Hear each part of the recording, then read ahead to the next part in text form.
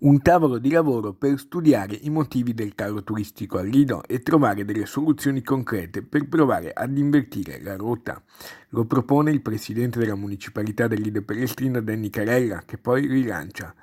Va stabilito un marketing anche indipendente da Venezia, altrimenti non ci saranno miglioramenti. Il Lido è innegabilmente legato a Venezia, in maniera indissolubile per quanto riguarda cultura, storia, tradizione, economia e lo è anche per il turismo.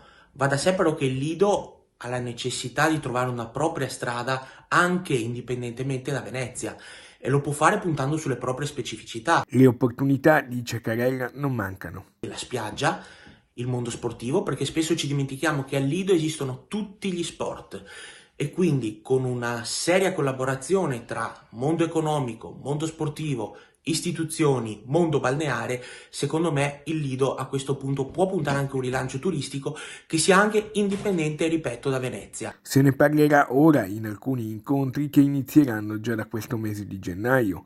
Per il periodo estivo si punta sul turismo balneare, grazie a una collaborazione con gli operatori. Non per una volontà di distacco da Venezia stessa, ma perché c'è la necessità del 2020 per il Lido di trovare una propria strada turistica e di trovare un proprio rilancio basato su questi aspetti e sugli aspetti indubbiamente ambientali. Così l'isola punta ad affermarsi anche nel mercato estero.